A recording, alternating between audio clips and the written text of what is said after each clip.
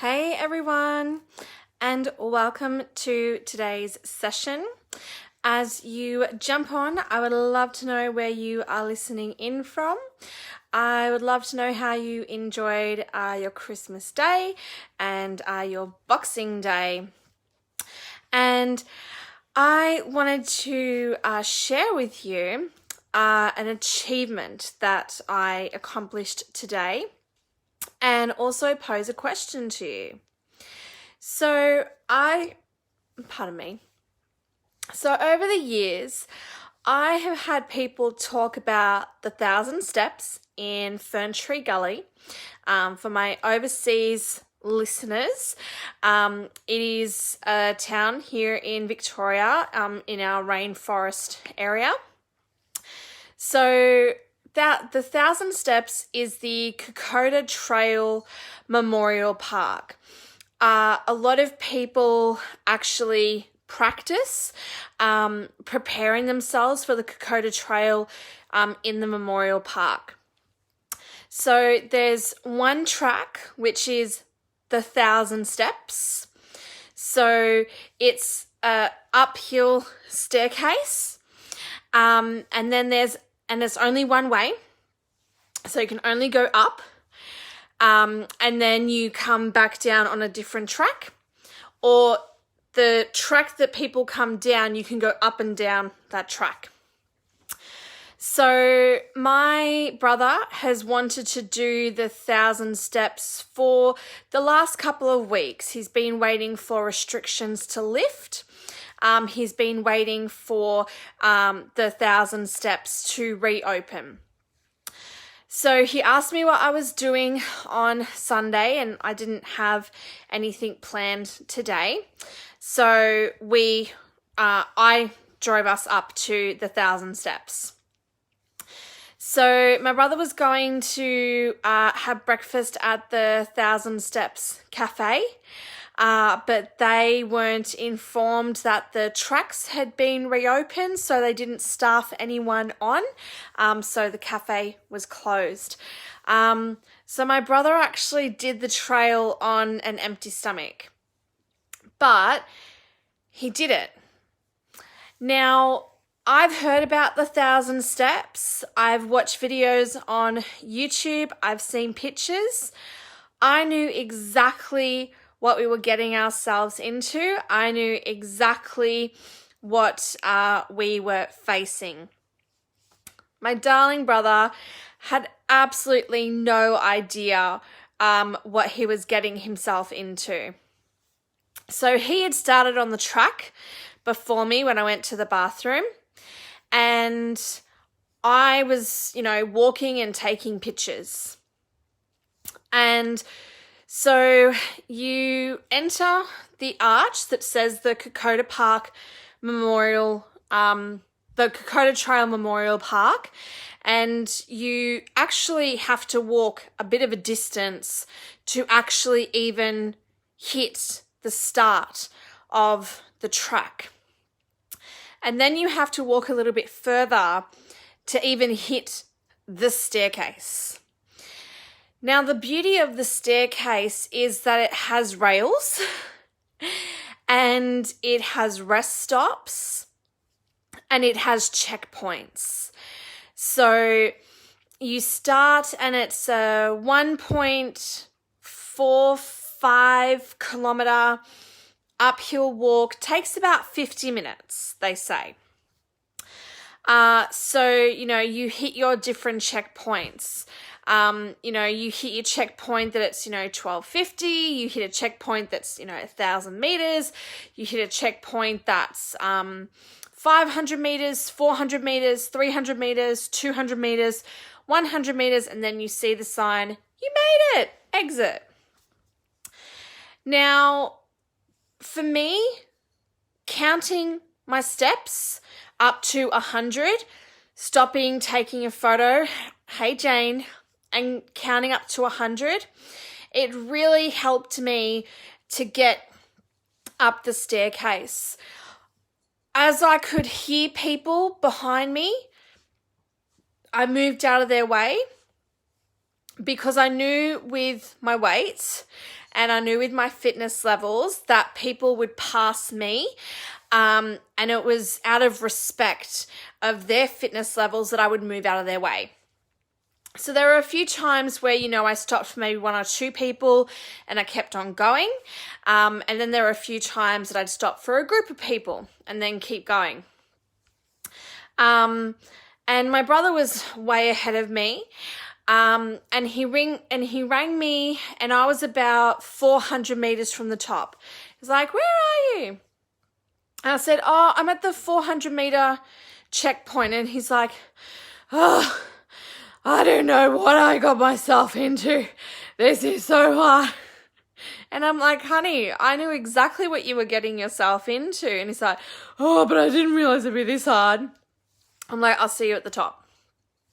So kept on walking. There were a few times where I stopped and I had to really catch my breath. But I just kept on having Martin Luther King's voice going over and over in my head. Don't try and conquer the staircase. Just conquer the next step in front of you. And I just kept on following the steps. And, I had people come up behind me like, "You're doing so good. Great work." And then there was a gentleman that passed us and my brother was just ahead of us and he was, whinging, and I said to the guy, that's right. I was saying to my brother, "Well, this is how you lose weight to go to America." And the guy came up and he's like, "Oh, hard way to do it." And I'm like, it's his first time doing this. He actually had no idea what he was getting himself into, but he's getting it done, and it's a big achievement. And the guy's like, even just doing it is an achievement. And I'm like, yeah, he's doing really well. So we got to the top, and he's like, "I'm going back down." And I knew that he would finish before me, so I'm like, "Look, here are the keys. Go back to the car." So, hey, Ellie. So going down, there was no rails. And it was a little bit of a staircase, but lots of gravel. So going down was actually a lot scarier for me than going up, because I'm like, I am not falling on my ass. I am not falling flat on my face. I'm taking this very slowly. And there was a point that this guy was coming past and he's like, "Oh, terrible way to spend a Saturday." And I'm like, "Oh, well, it's my brother's first time doing this. He had no idea what he was letting himself in for, but, he got it done." And, there were lots of families out and about, lots of couples, lots of girls in skimpy activewear. But I loved the atmosphere. I loved getting up the staircase. I loved conquering it. And, as I was getting towards the end of the walk and I could see the park and the car park, I just felt this huge smile come across my face. I'm like, I've done it. And I felt so proud of myself. And it was such a massive fitness challenge for me. It was such a massive achievement. There were steps that, thank universe, the rail was there, because the rail is the only thing that got me up some of the steps. I was pulling myself up because by then my legs are like, "Honey, what are you doing?" And I'm like, "I can do this. I can do this. I can do this." And, there were spots that I'm sitting and I'm like, and then I look at the staircase and I'm like, "I will conquer you." So getting to the top, seeing that "you made it" sign, seeing the exit, and then, making my way down and, getting to my car and I did it. I did it. My, brother, threw down the gauntlet and set the challenge of let's do 1,000 steps. And I did it. And I'm so proud of myself. My legs were absolute jelly and rat shit going down. My legs were like, honey, what are you expecting us to do? Like, my legs were shaking. And I was like, oh my God, I'm going to fall. My legs are just going to be like, ugh. But they served me well. They got me down back to my car. And I'm like, oh my God, am I going to drive? And, it was fine. I've gotten home safe and sound and, had a great day. So my question to you is, do you face challenges head on? Or do you run for the hills? And it doesn't have to be a fitness challenge like the 1,000 steps. It's a hard task. Even fit people, like people half my size, were struggling. So that was a testament to me that if people half my size are struggling, I'm doing well to even be doing this. But challenges like losing weight, eating healthy, striking out and, opening a bricks and mortar business, deciding to plunge into network marketing, deciding to start your own business from home. It can be scary to try something that may or may not work. It can be scary to try something that may or may not pay off. But I just started watching Bridgerton on Netflix and I'm hooked. Hook, line and sinker, I'm hooked. And it's 1813. And they've just been given electricity. They've just been, introduced to light bulbs and electricity at a party. And it's such a wonder to them. And, it took Thomas Edison 999 failures to finally succeed at the light bulb. So if you're a bricks and mortar business, I want you to ask yourself, how many times have you advertised? How many times have you marketed? How many times have you promoted? How many businesses do you collaborate with? How many events do you have in your premises?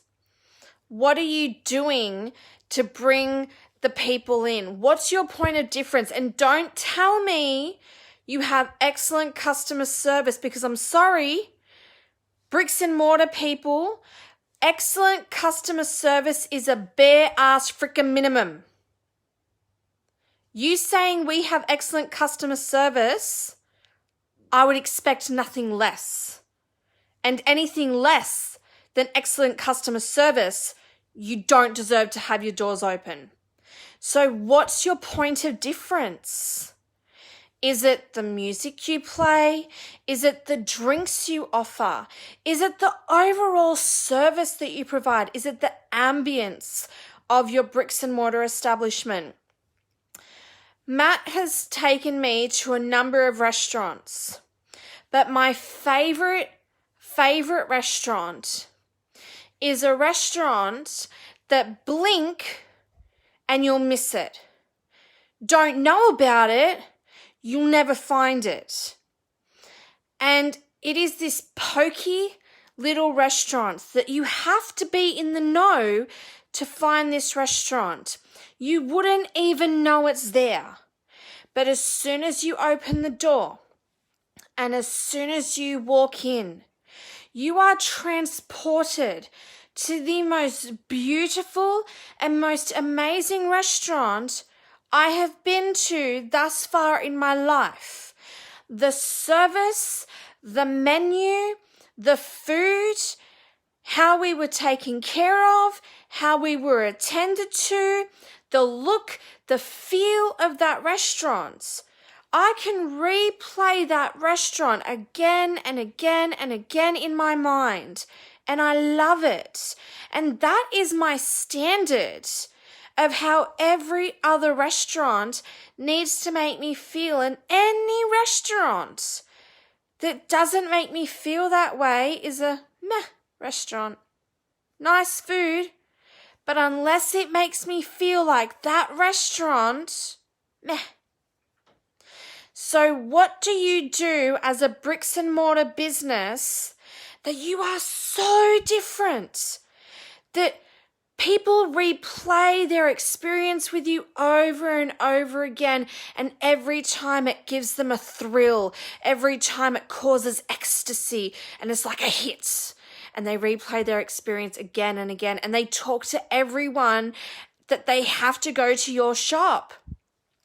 What do you do that makes you so memorable that not only do your customers want to come back, but they want other people to visit you too?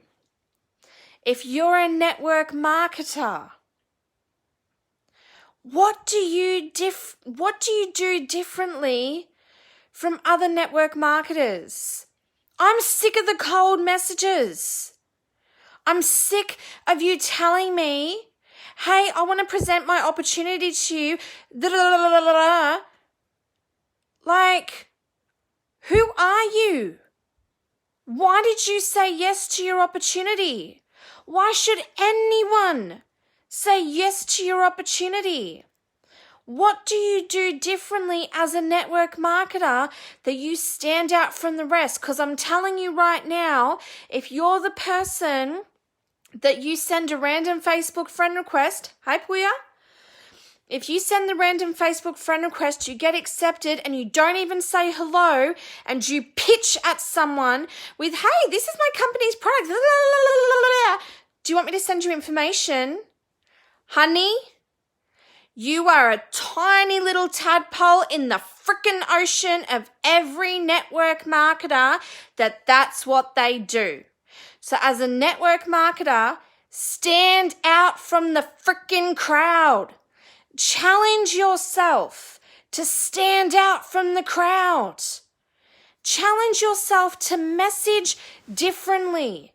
Challenge yourself that your content is different, that your content is engaging, that your content is about you, your journey, your experience.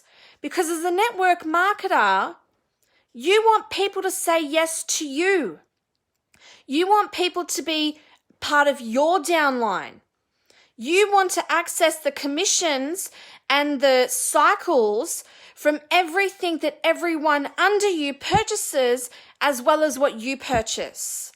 So you don't want them buying into the company. You don't want them buying into the products.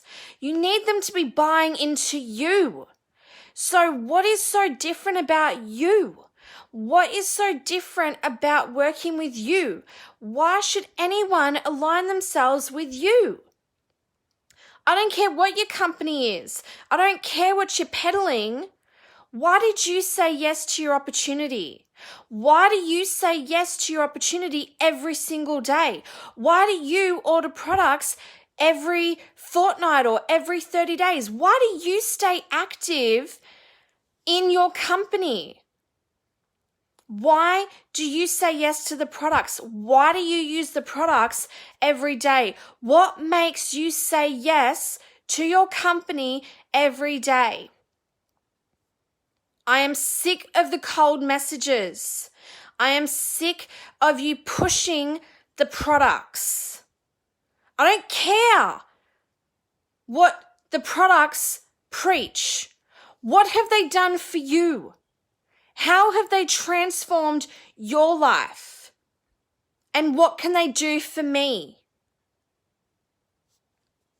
So I want you to start challenging yourself to stand out from the crowd. So in Bridgerton, I encourage you to watch Bridgerton. Watch what the mothers try and do to their daughters to get the attention of the eligible men in the town. Watch what Daphne and the Duke of Hastings do to help Daphne find a suitor. Watch the games that are played. Watch how Daphne tries to stand out from the rest. Watch what she does differently to all the other girls. And watch what her mama, does differently from the other mamas. It's very interesting. But today, I went out of my comfort zone. The 1,000 steps, yeah, they scared me. It was hard.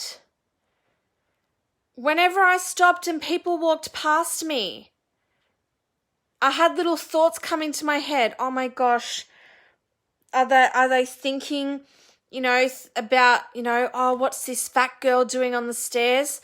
Those were my demons. Those were my enemy talks. And I had to quash them by saying, shut up. They don't give a shit about me. This staircase is their demon that they're fighting. They couldn't give a damn about me. They are thinking about surviving this staircase. That's all they're thinking about. And the second I said that to my demon, it went away. Because then my inner warrior came through and said, that's right. That's right. No one gives a shit what you're doing but you. So conquer this staircase because it's just you and the staircase. You need to look at your bricks and mortar business and you need to ask yourself, what is your point of difference? My brother and I, we went to TGI Fridays. Thank God it's Fridays. It's a restaurant chain here in Australia. So we walked in, we asked for a table for two. We sat down and the lady said, have you dined with us before? My brother had, I said no, I hadn't, because it had been years since I had gone. And she said, oh, have you been here since we reopened? We both said no. So with TGI Fridays, everything was online. So we had to scan a QR code and we had to register. And then that took us to their website where we ordered everything through the website according to our table number and according to our location. So the waitress still bought out our drinks and the waitress still bought out our food, but we did it all online. So we ordered it online, we paid for it online, and our order went through to the kitchen and to the bar, and then the waitress delivered our food and drinks. Now, for me, that was an incredible experience because the restaurant made us check in and the waitress, she explained the whole process. So she helped us to get onto the website. She helped us check in because we weren't members. She helped us, process our order. And we paid for it there and then. So when we finished our meal, we just up and left because we had already paid for it. And for me, it was a wonderful dining experience because there was absolutely no way that our request was going to be mixed up because it all went through the computer. So we got the drink we wanted, we got our food all at the same time. It was fantastic. So for me, I haven't been to other restaurants, so, that might be now a norm for a lot of restaurants. But for me, TGI Fridays is my standard of service now. What other restaurants have moved to QR codes and have moved to online ordering as, their new way of operating. So that's my standard. So as you reopen your bricks and mortar business, if you're choosing to, I really want you ending 2020 and going into 2021, how are you going to stand out from the crowd?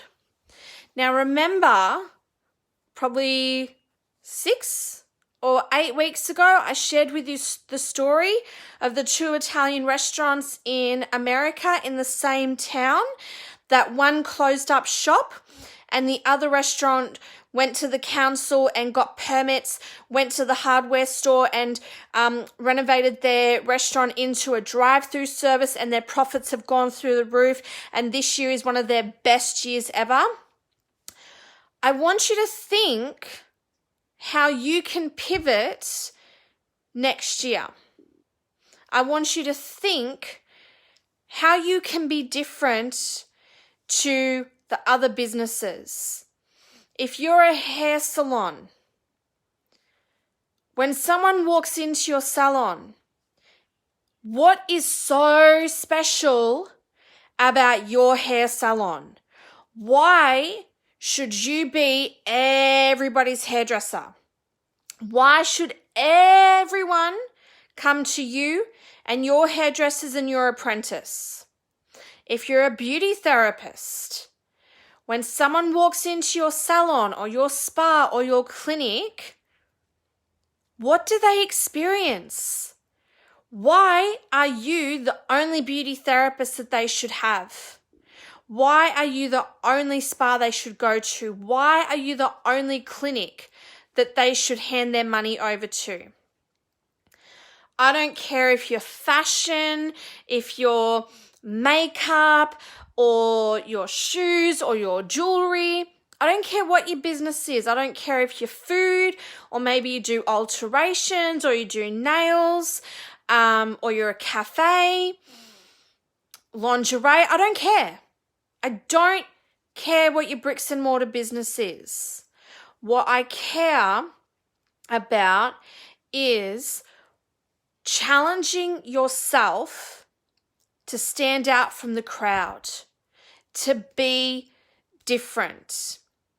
Now, someone told me on Netflix that Bridgerton is like the new Downton Abbey.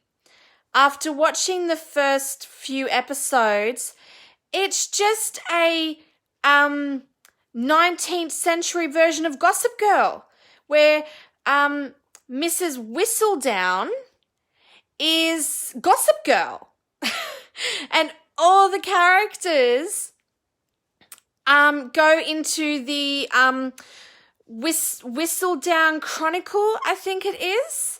And everyone, is bothered if Mrs. Whistledown speaks ill of them, but absolutely chuffed if Mrs. Whistledown has something nice to say about them, which was Gossip Girl for us.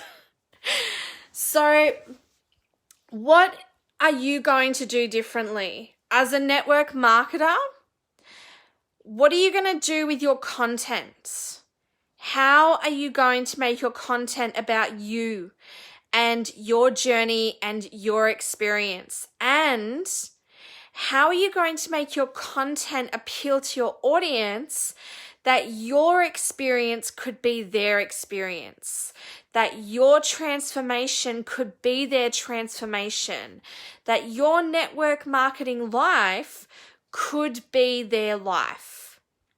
Because sometimes the things that you're doing, it's so hard and it's so scary that a person thinks they can't do it.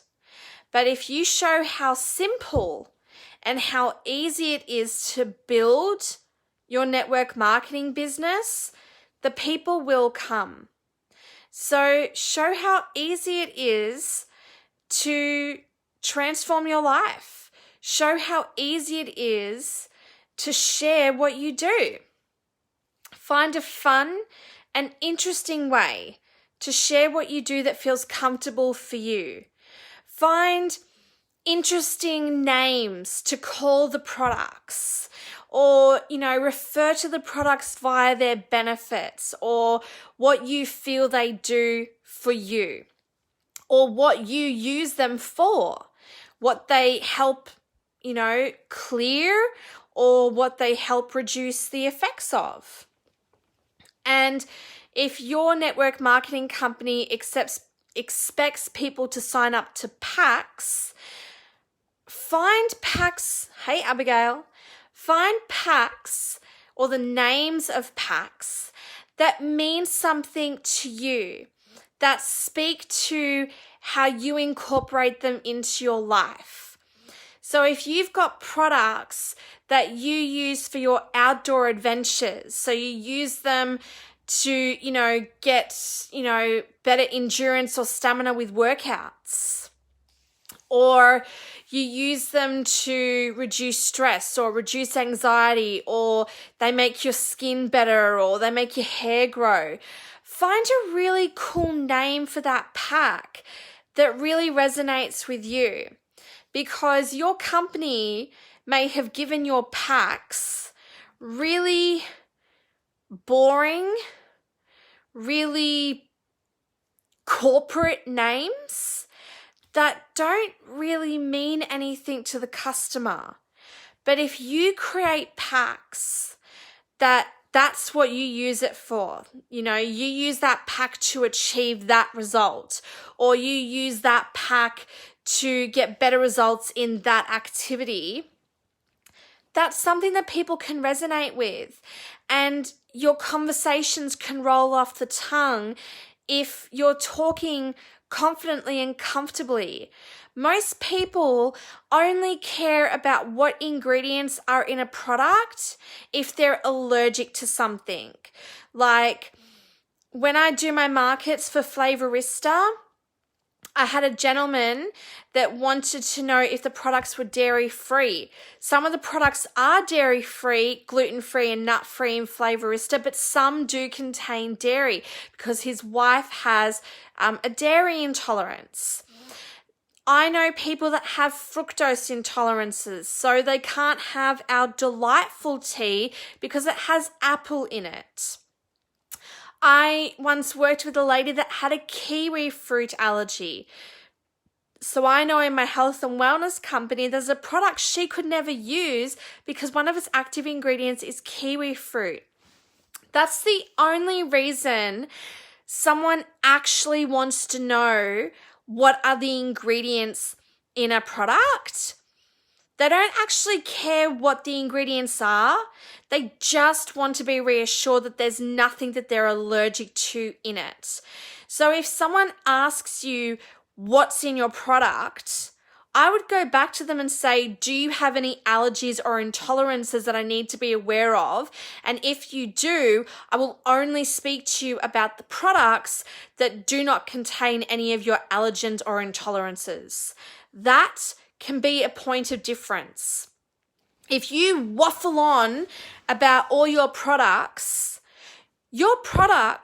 might contain so many allergens and intolerances that there might be only 2 or 3 products in the range that is suitable for that person. So if you find out their allergens and their intolerances and you don't even talk about those products and you only talk about the products that contain none of their allergens and none of their intolerances, boom, that might be how you get that person to enroll with you, because you took the time to get to know them. You took the time to listen to them, and you only spoke to them about the products they can actually use. If someone is a vegetarian or someone is a vegan, you would know what products you don't talk about. If the person you're speaking to is a vegan, you would only talk to them about the products that are suitable for vegans. If they're a vegetarian, you would only speak to them about products that the company has unequivocally have proven is suitable for vegetarians. So that is your homework. That is the challenge that I throw down for you.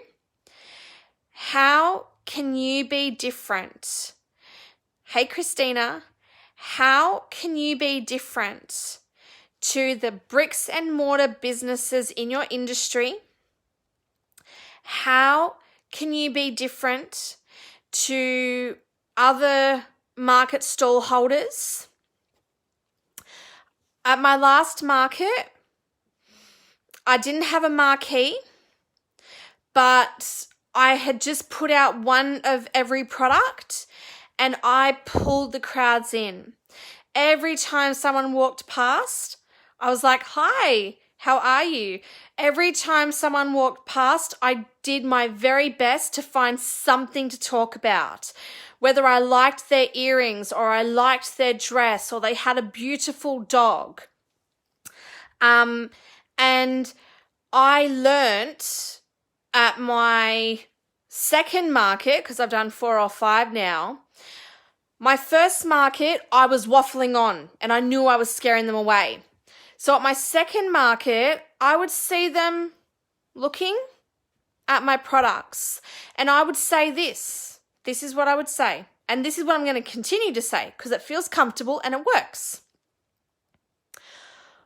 What's caught your eye? And they tell me. They're looking at the oils, or they're wanting to know what the spice blends are, or they're wanting to know what a dukkha is, or they're looking at the balsamics, or they're wanting to know what a chocolate powder is for. So I want you to think about a question, an open-ended question that you could ask your customer that draws them in and allows you to focus your answers. So don't bombard them with, every product that is available to them. Try and narrow it down. And, I would have people come up to my stall and I would say that to them. Can you let me know what's caught your eye, or what has caught your eye? And some of them will say, I don't know. It all looks so beautiful. So my next question would be, are you a sweet person or are you a savory person? If they're a savory person, do you like chili in your food or do you prefer no chili? And depending on their answer, lets me know what products I draw their attention to or, keep their attention away from. And it's the same with the sweets. Okay, what kind of sweets do you have? Do you cook with lots of chocolate? Do you, you find you want to have different toppings? Do you have lots of fruit salad? And that really allows me to control the conversation at the market. People don't actually like having tons and tons of options. It freaks them out. You should really only ever give people 2 options. I always heard 3. I have actually found 3 options is too much. 2 options only. Sweet, savory. With chili, without chili. Cook with chocolate or you want toppings.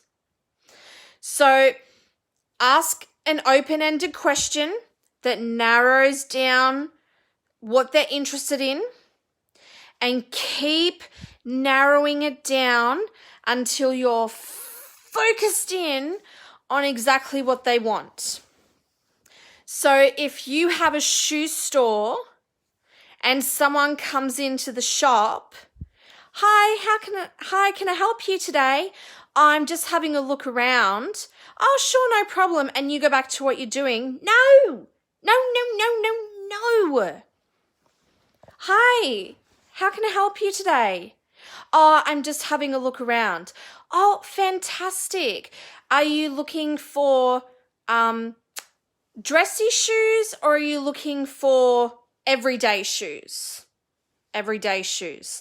Okay, are you looking for flats? Are you looking for sneakers? I'm looking for flats. Fantastic. Do you want an opened toe or do you want a closed toe? Closed toe. Okay, do you want a fancy buckle on the top or do you want a fairly plain flat? It'd be nice to have a buckle on the top. Bing, bing, bada boom. You take them right to your flat shoe section with buckles on the top. Bam, you got a sale. It's that easy, people. Narrow it down and focus on what they want and give them what they want. People don't want to be overwhelmed. They want to get in, get what they want, and move on. So 2 options. 2 options, narrow it down. 2 options, narrow it down. 2 options, narrow it down until you get to exactly what they want. Any bricks and mortar business, any network marketing business. As I said, I did it at the market and we sold almost $500 worth of product. It was a fantastic day. So I challenge you. This is my challenge to you, and I'm going to end tonight's session on this. How can you be a difference in your industry? How can you stand out in your industry? What do you do differently that sets the standard for everyone else? Don't be a follower. Be a leader. All right. This is me over and out for today's session. I hope that you got incredible value. I hope that I have left you with some incredible tips and strategies to start implementing into your bricks and mortar business, into your startup business at home, or to your network marketing business. As you know, I never pre-plan the next day's session, so I really do look forward to what Universe wants to share with you in our next session. Have a fantastic evening for those of you in the Southern Hemisphere with myself. Have a wonderful day for those of you in the Northern Hemisphere, and I will see you in our next session. As always, be safe, be well, much love.